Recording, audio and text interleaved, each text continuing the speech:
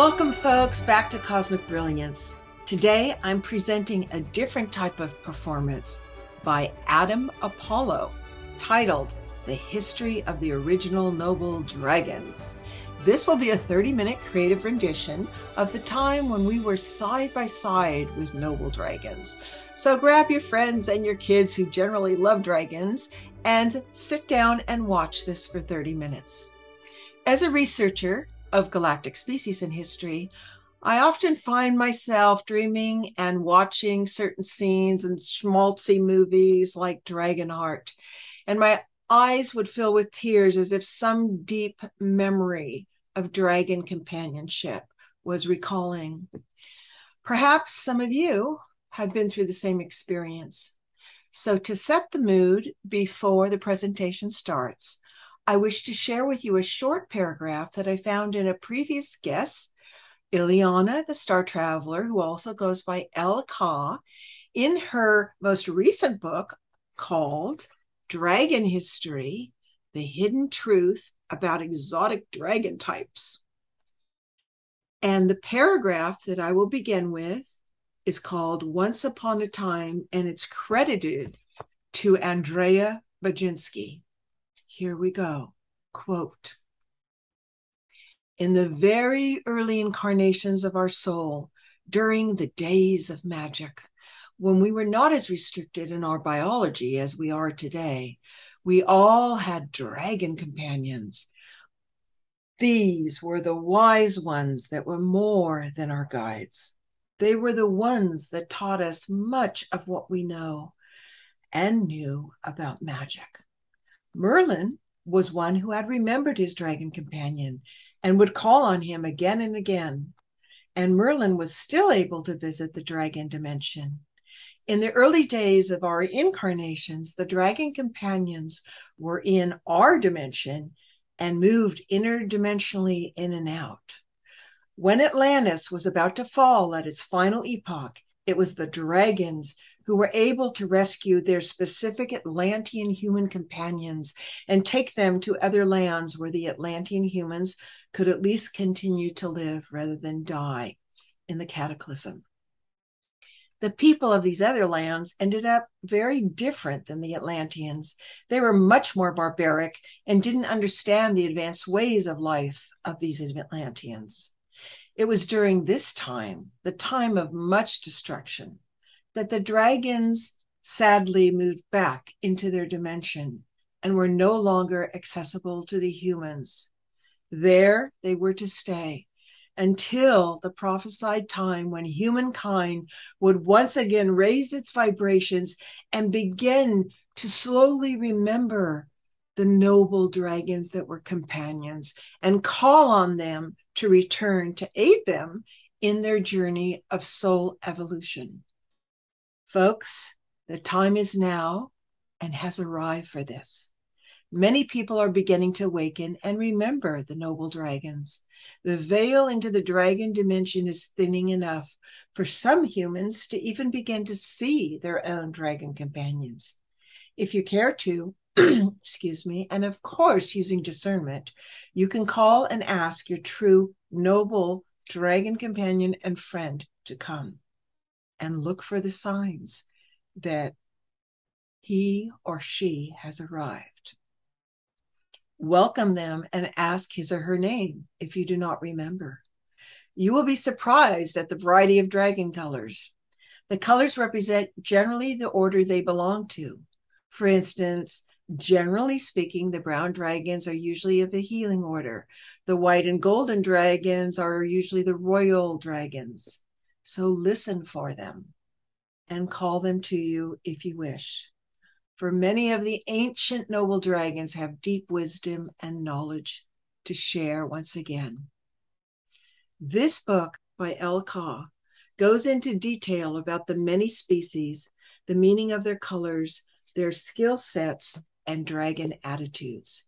And for those that wish to buy El Ka's book, on page 46, I noticed a meditation that guides you on a journey to meet your dragon. Adam Apollo, the performer in today's show, is a Sirian Galactic Ambassador with Tuatha De Danann ancestry. Unfortunately, he has no time right now for personal interviews, but he did give me full permission to share this performance with you. He's a multi-skilled martial artist, futurist, scientist who teaches about the unified harmonic matrix, quantum geometry, and the physics of consciousness. He is taught at the White House and is also a teacher of spacecraft warp drive and systems, sacred geometry, self-empowerment, the evolution of the mind. He's a programmer in coding and engineering, Academy architect designer, galactic historian, and the list goes on. He also was a keynote speaker with standing ovations at the well-known, most attended Contact in the Desert convention in Southern California.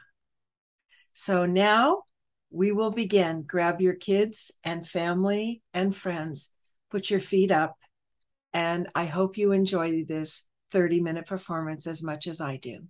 Thank you.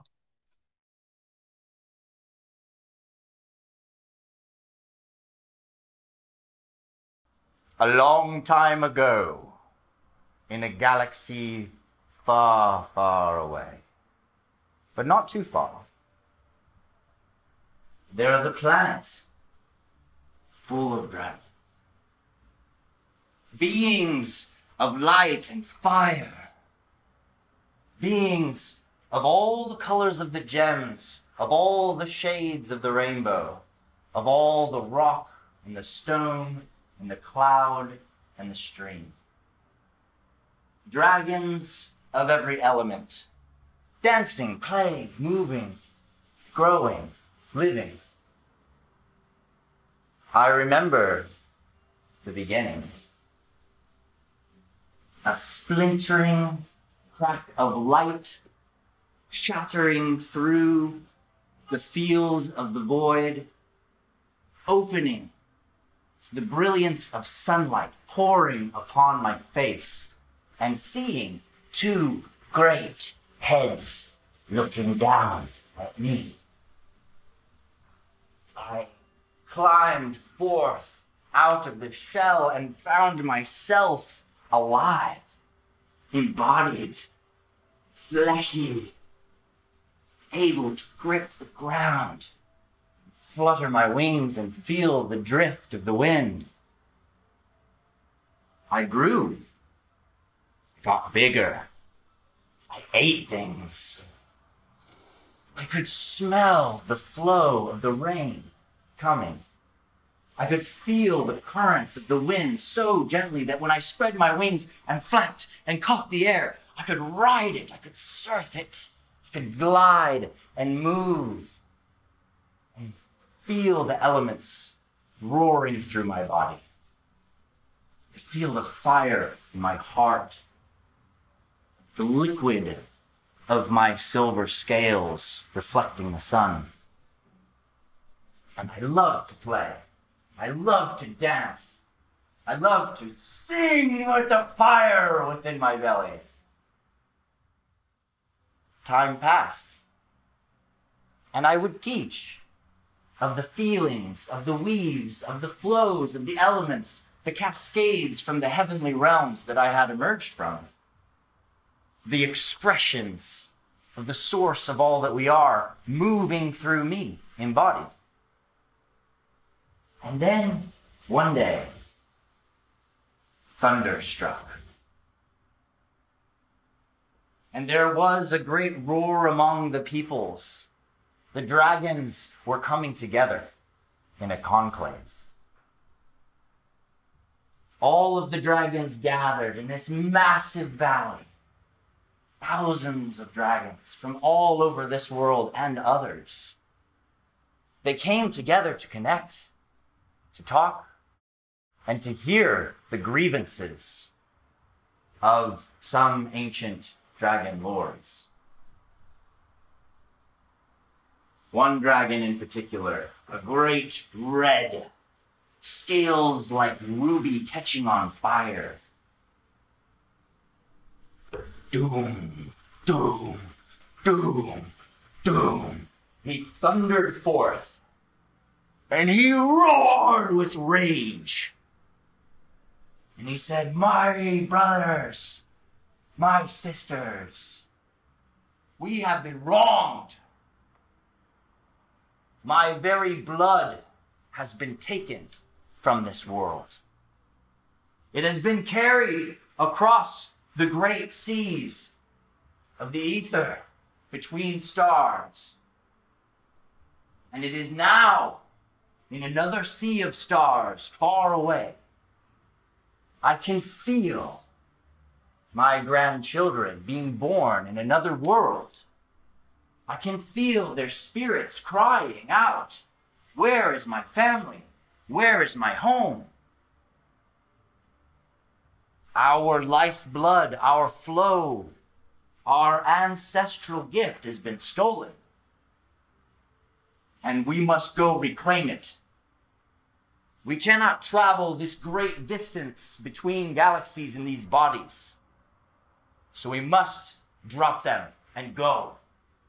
And I know of these beings who took our DNA. I know of these beings who took our life code. And they are little, and they are dishonoring, and they have taken from us this thing which is so sacred for our families.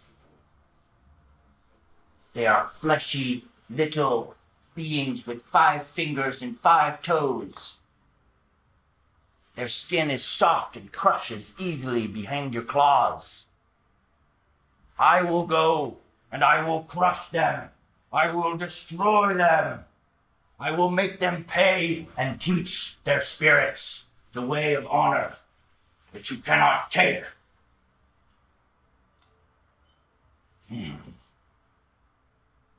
There were many other dragons that day who heard the roar, heard the passion, heard the truth in what he said.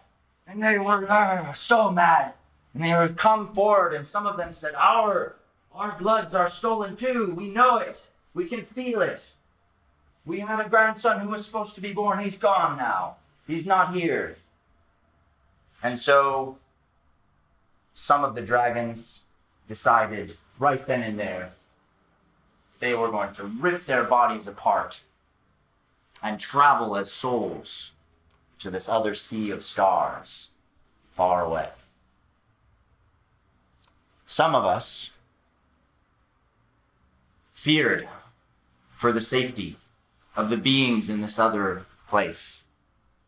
Some of us saw that regardless of how the blood had been taken, how the genetics were stolen, how these things had happened, was it truly right for them to just go and just destroy other worlds, take lives, do that to restore honor? Would that even restore honor? We went into deep prayer and ceremony, considering this. What can we do? For even as we considered, the dragon lords were tearing their bodies apart and birthing souls fleeing across the stars. And we decided we had to know, who are these beings? These fleshy, little, squirming things that these dragon lords talk of. Let us travel in our minds to see them. And we journeyed across the great gap to this beautiful, milky galaxy. And we danced along the stars around the area where we felt the blood of our people had flowed. And we saw beings of liquid and beauty, subtle and gentle, loving and resonant.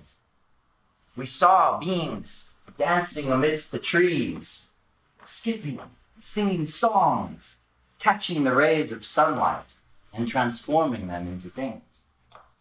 We saw beings moving with such grace and speed and art there in the deserts where the winds were arising.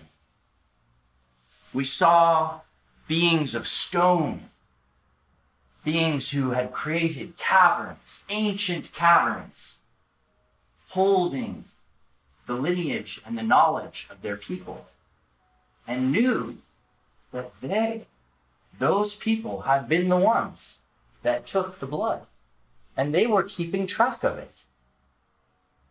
Was there a dishonor? Or was there more to know about these beings? We decided we would not let them go and destroy. We would not let all of these beautiful beings of different elements, just like us, fall away. And so we aligned ourselves one by one to one of the stars that we felt, one of the elements we felt most aligned with in this other span of worlds. And we allowed our bodies to fall away and return to our planet. Our souls shot across the galactic gap, a weave like rainbows of so many spectrums, moving towards the stars of many worlds, birthing through those stars in order to align ourselves and our field of spirit to the specific genetic encoding of these humanoid beings, so that we could land then and be born through the womb of a mother. I found myself among a desert world, a place where there were martial arts, movement, dancing, expression, fire, play, warriors. And we also had this world of water, with forests and land, and traveled between the two. And I loved my parents, and they too were dragons from my home that had come here. And through our family and through our love, I began to know and see the beauty of this people. And then a storm came. Traveling between worlds, our ship was attacked. Our pod ripped from the transport. The door blasted open, lights coming in. Me being grabbed as a child, pulled away from my father. And I found myself waking up years later, running a giant mech warrior body, mining meteorites for beings who were a lot like dragons. Dragons that had somehow lost their great majesty and giant grace. Beings that were smaller, more raptor-like, and had awkwardness in this semi-humanoid, semi-dragon embodiment. And I was their slave, among many other slaves from many other worlds, as they were traveling the galaxy collecting these humanoids to use them in their conquest of destruction. What I knew in the deep depths of my soul but couldn't quite remember, their conquest of retribution. And so, I united together with a few of my other humanoid-like fellows. One of the blue skin, one of orange skin, and burl in depth. And we gathered our strength, we gathered our energy, we gathered our intelligence to escape. We figured out how to hack their communication systems, take control over the mech warrior bodies, grab on to their patrol ships and ride them to their great half-dome mothership. We injected viruses into their core computing systems through the help of my brother of the watery world. And we stole a freighter ship, took it back to the mines, gathered up as many of the men and women slaves as we could, and fled from this lava moon. We cruised out into space, going as far as we could with the resources we had, with the food that we had. But we could not go that far. We found ourselves only able to get to another nearby planet. And it was a giant ball of gas. There was no place for us to go there. There was no station to dock our freighter ship at. There was no land to land on. And we had no way to know how to get back home to our worlds. At that moment, my brother from the Seven Sister Stars, he went deep inside of himself. He went to this place that he calls the Blue Crystal Fire, that he had learned from his people as a child. And in this place of blue crystal fire, he began to sing the song of his people and call them. If there's anyone out there in the vast expanses of space and time, hear us now. Help us get home. I knew that we were all about to die. That perhaps this adventure into 5 fingers and 5 toes was going to come to an end. And that I not only couldn't help my people, I couldn't stop the onslaught that was happening, but I also couldn't even save these people that had entrusted me with their lives by getting on this freighter ship. And I decided I was going to go back and tell them all that at least we would die free. And as I turned to go back to the depths of the ship and break my heart and so many others, a blue light shone through into the bridge. And I turned and I looked, and this brilliant blue dot above this yellowish gas giant got larger and larger and larger in my vision. This deep blue with the bottom covered in spindly cracks of brilliant, shining light blue got closer and closer and closer. And as it got closer, small little ships of light blurred past us. And it got larger and larger until the little blue cracks on the bottom became canyons. And these canyons swallowed our ship, took us all the way into thousands of layers and floors among canyon walls with ships traveling through them, and docked us into the side wall. But it was not like the docking of this reptilian technology or that of my homeworld, where everything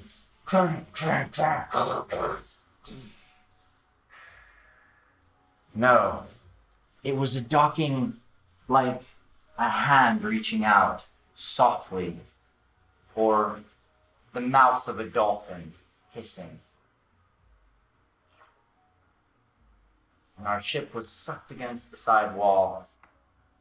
And I did not know what to do. My friends did not know what to do, so we put on our armor and we put on our things, and my water planet friend looked at us like we were out of our minds.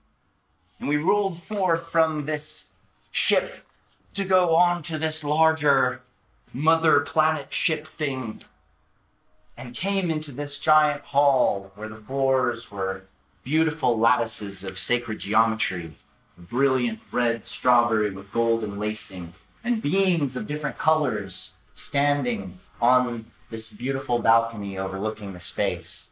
And I entered the space ready for anything. And across the way, a door opens, and a woman glides forth, wearing this great, amazing dress. She glides over to me. Her hand comes up, and she stops my heart and says, "Be disarmed. You are welcome here." And for the first time, I felt the armor of worlds clashing fall from me.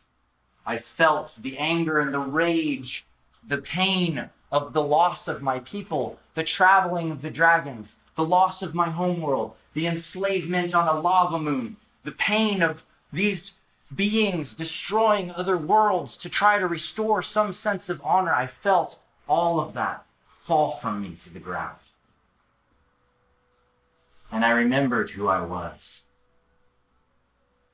And I remembered what it felt like to be at home with family. These people, these many beings from many different stars and worlds, they took me in. They took in all of the peoples, some of whom were family from the same worlds,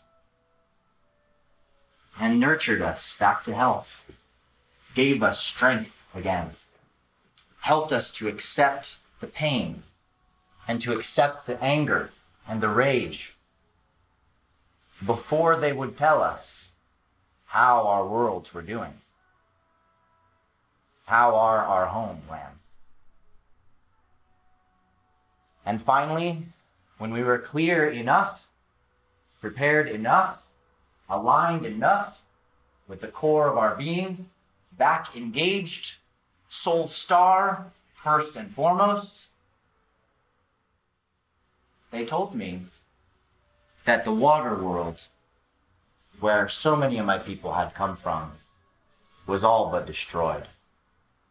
This place of forests and mountains and seas and rains. And that for my people, the Shiheli, only a desert planet remained. And there were many warriors protecting the cities, cities of white bone and stone that were woven into the mountains, into deep caverns where crystals and lakes and food was grown. Hiding in these caves, hiding in the solid power of those walls, they held off these forces. I knew that we must go back there, but I did not know how. How do we stop this war? How can I stop these beings from destroying?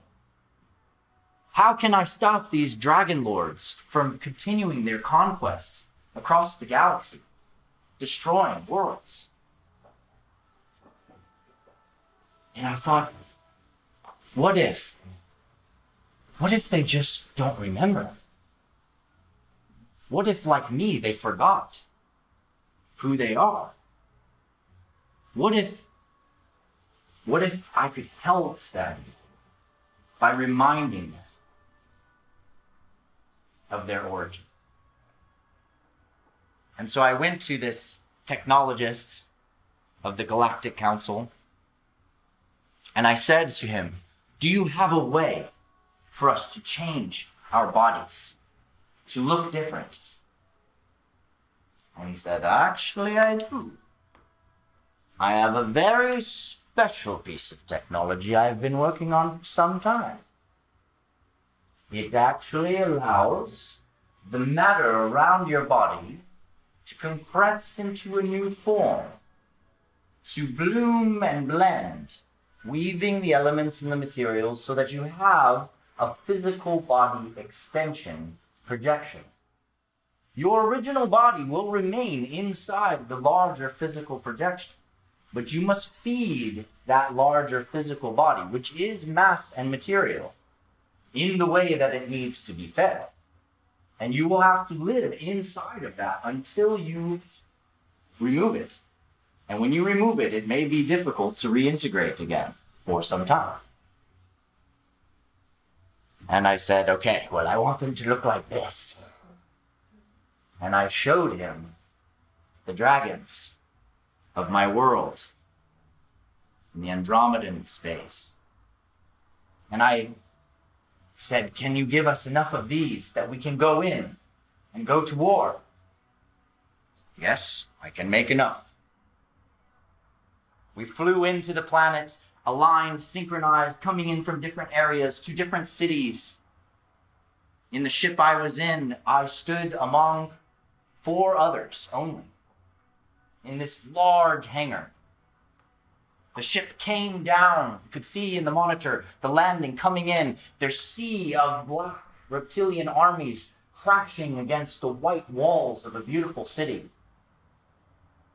And as the ship touched down, gravity fully engaging us to the planet, the doors beginning to open, the plasma-like dust of the desert planet blew in and met my nose, and suddenly the child inside of me that had been there, that had danced in those plasma-like winds, remembered who I am even deeper as this kind of being.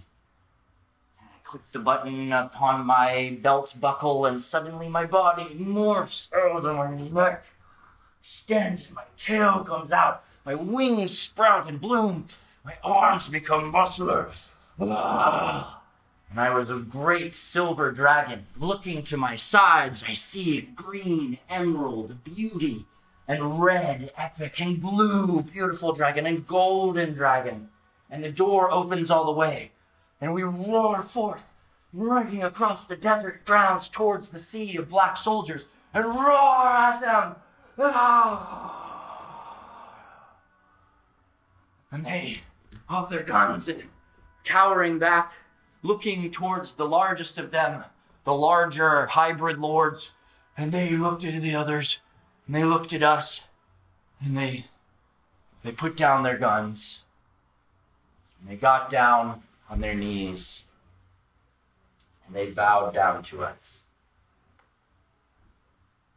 And the wave of soldiers behind them knelt and bowed down. For some part of them remembered, and they saw their gods. Their gods was themselves. They saw their own true nature, where they had come from. And in that moment, most of the war was ended. We told them, you must go from this planet. You must go back to your home. You must learn not to take lands from others. You must learn to create and harness strength in yourselves. And many of them left, but not all of them. It is a way of dragons to challenge. It is a way of these reptilian beings to prove their strength. And so it took moons. And in those moons, those of us that were in dragon form had to stay in dragon form and fight and show up and be there and tell them, you must go. Until eventually our world was free. And we were able to transform back to these beautiful, beautiful humanoid bodies again, and reintegrate with our peoples that had survived. In the many millennia that passed after that, the war did not end. There were many other tides in the galaxy of battles and pain and destruction. But the thread of the dragons continued to weave, souls being born from one world to another, playing among the humanoid beings, learning the many elements and the many ways of their peoples, discovering their cultures, discovering their tribes, till at one point, many of the dragons realized there is a world where so many of these different elements can come together. So many of these different species in different ways, from the dragons to the jungle beings, to the martial artist Shihali, to the seven-starred Pleiadians, to the elven Sirians, to the and all of these other galactic peoples could come into a place of getting to know themselves as the same species. A heart healing of the galaxy could happen in this world. But we knew that souls of many, many worlds were going to flock there. We knew that some of those ancient dragon lords who still had not faced their own karma and their own samskara of choosing to go destroy another people out of a sense of dishonor, that some of those souls would travel there too.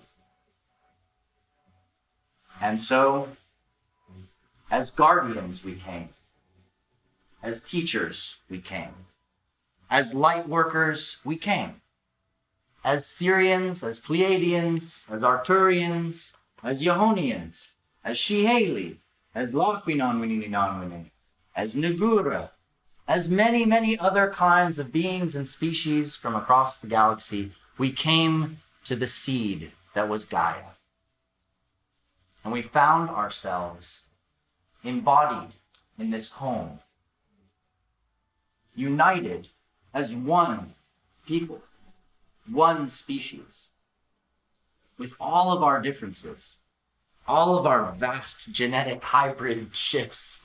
Each of our star tribes massively adjusted the genome of this human. But through the human, we could connect and see each other as the same. And so the trail of the dragons began to roll across the earth, kept in the secret teachings of the Nagas high in the Himalayas, kept in the secret teachings of the Quetzalcoatl, kept in the teachings of serpent and Chinese dragon, Taoist alchemy, kept in the teachings of my people, the Tuatha De Danann, kept in the teachings of so many lands. The dragons continued, planting the seeds, being guardians, showing up for each other, and working to heal the original dragon wound, to accept and bring grace when there is dishonor, to love through our deepest hurt, and to show up more fully and deeply as ourselves in each incarnation, no matter what we look like. Welcome, dragons. It is an honor to be here with you. Shinyokyani he, tunyetun, shunkan kanga, nya neki, samani. Shinyo.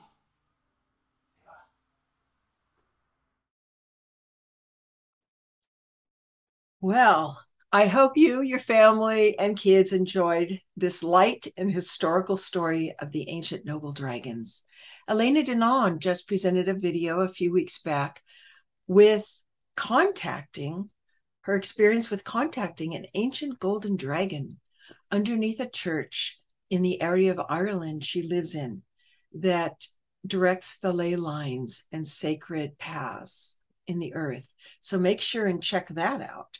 For those of you who are members of Gaia.com, you may wish to watch it's called, quote, Interview with Extradimensionals with Galactic Ambassador Adam Apollo, Part 1 and 2.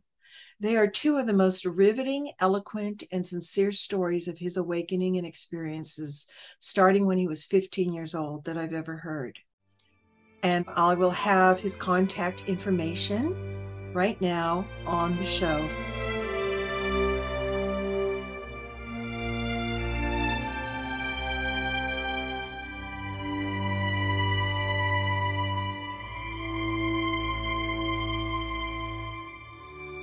On my next show in 2 weeks, I will present another brilliant starseed young man whose journey as a spiritual guide and theoretical physicist drove him to write a book that explains the unified field of everything in an understandable way for most ages, which is key.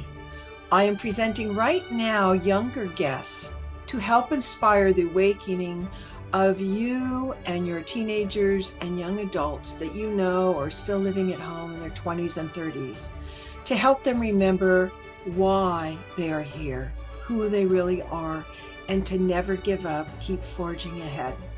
Thank you for your time and attention. I appreciate it.